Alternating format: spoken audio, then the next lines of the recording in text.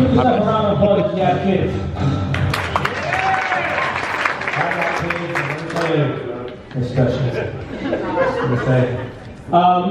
I noticed that, that our bond got a lot closer during the pandemic because we were up north in New York, and they were learning remotely from school, and I wasn't being essentially yet to work.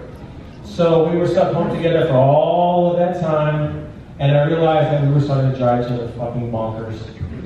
And my whole fear about the whole situation was becoming the first homeschool shooter.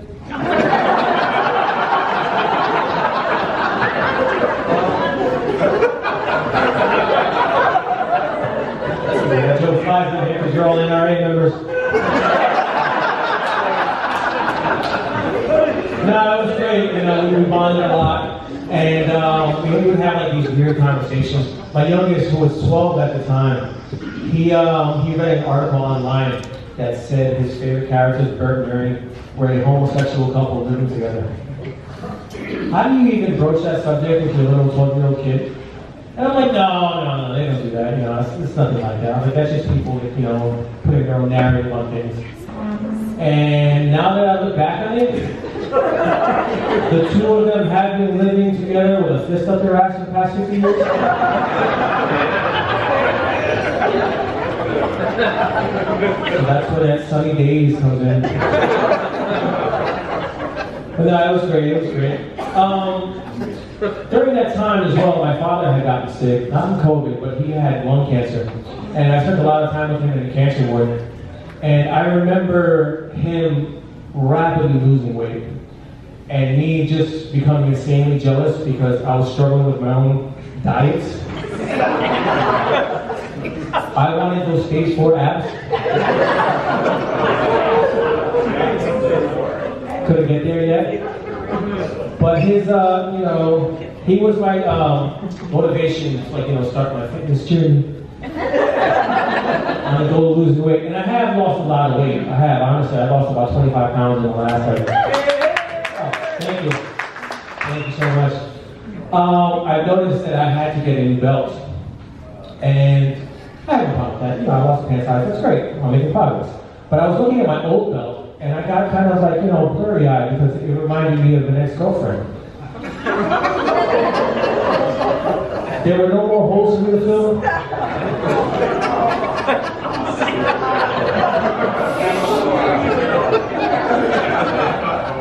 And I didn't hear the belt playing when I needed it to choke me during sex. But it's great. I gotta tell you, the whole thing for me was it was all diet. I honestly didn't exercise that much. It was all diet. I stopped eating red meat. I cut out a lot of things, and I went to a plant-based diet. It was great. It was a little tough to get used to at first. It's kind of expensive, and it just filled me with so much energy, and I loved it so much. It's called cocaine.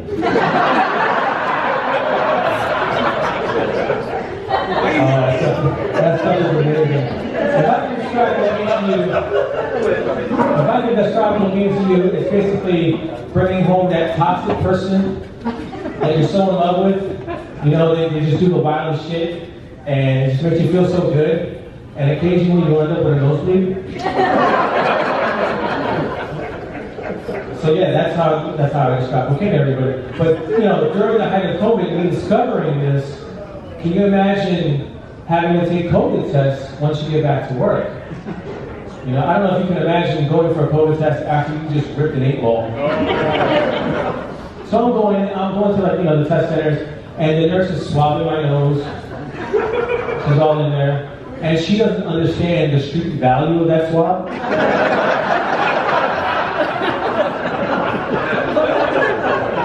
Right before she puts it in the tube, I'm like, please, before you do that, take the gums first.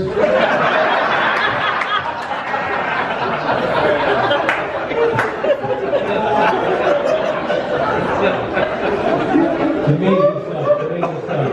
I'm looking at all you guys, and I'm pretty sure some of you guys weren't taking the way you're laughing so hard. You're aware. There you go. But no, my family is another motivation for my material and stuff like that. I love them to death. At the same time, I gotta make fun of them. I have a little cousin who is a Make-A-Wish kid. and his wish was to meet WWE superstar and terrible actor John Cena. I don't know if you guys know John Cena holds the record for most wishes granted with over 600. Yeah, kudos to him. But I always thought it was The Undertaker.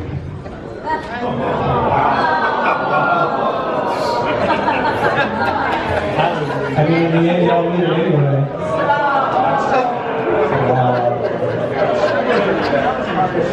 I had to get dark sometimes. Alright? The dark it up a little bit.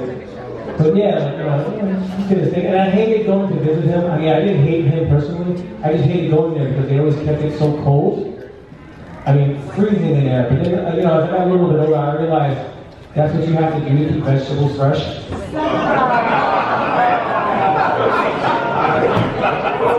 You guys are a good crowd.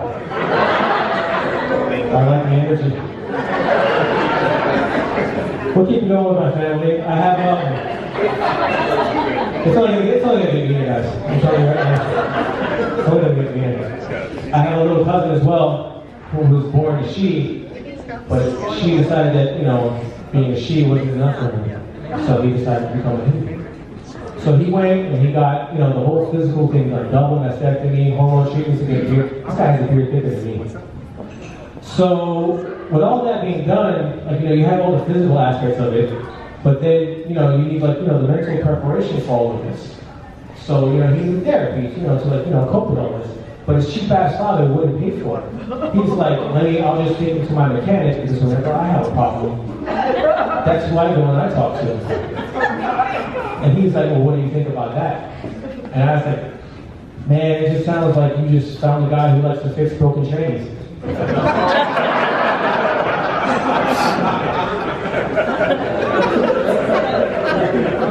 story. True story. I have a younger brother, and he's getting divorced. Yeah, I know, it's sad, but at the same time, just give it some time, dude. He's divorcing his wife because she gave him herpes. So he comes to me and he wants some advice because I'm your brother, that's what we do. So I'm like, listen, man, if you can beat your wife, you can definitely beat herpes.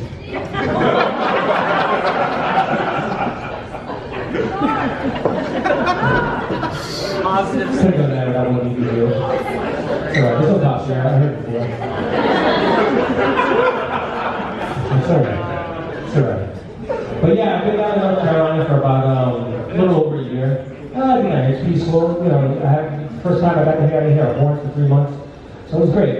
I did decide to get back on the dating apps because I was getting a little lonely. And let's just say mistakes were made. I thought Grindr was a sandwich app. I don't know if you guys can see that headline: 44-year-old male in search of a footlong. I'm just glad I said hold the mail.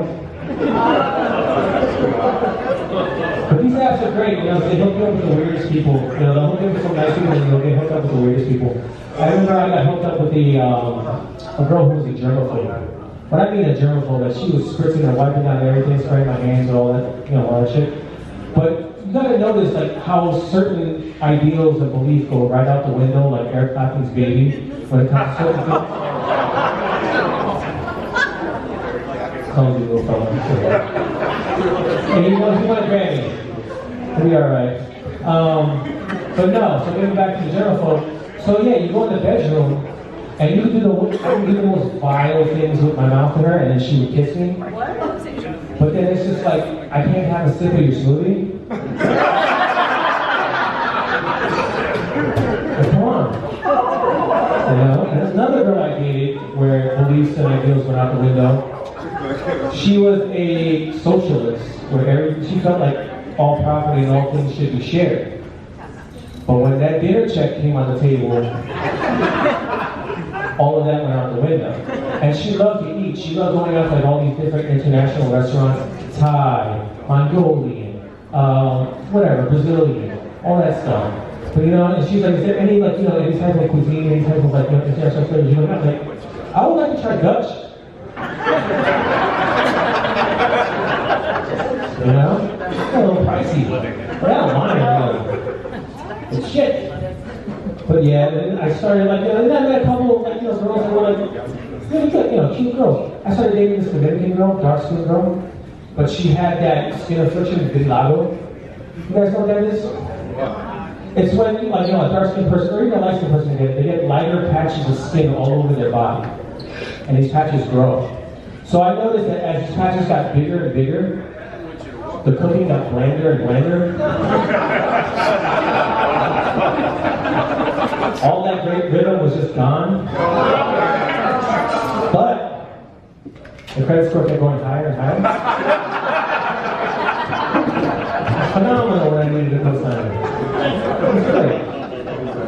I started dating this girl who had Parkinson's disease. And again, things like that don't bother me. I look for the person on the inside. That's the type of guy I am. So we started dating for a little bit, and I remember I came home one time and she had decided she wanted to end things over text. And I'm like, oh my God, why are you dumping me? I told you that things were going good. She's just like, Lenny, you can't give me the stability I need. You gotta let it sit one. You gotta let it sit one. And it was tougher for me to shake the blues than it was for her.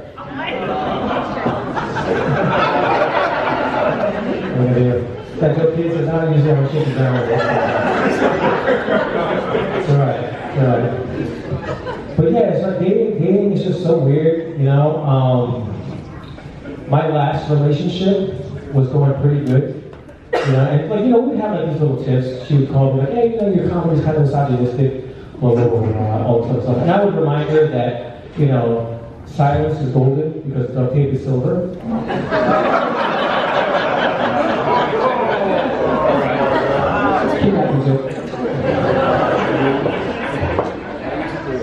But yeah, she would call me like, she was Spanish, and she would call me a pig, she would call me a puerco, all this other stuff. And I'd be like, I'm gonna call you a pickle. And she said, why would you call me a pickle? I'm like, because you're always salty, and damn it, you better come with my sandwich. Ladies, I'm single. I'm single. I'm out there. I'm old world style like I do.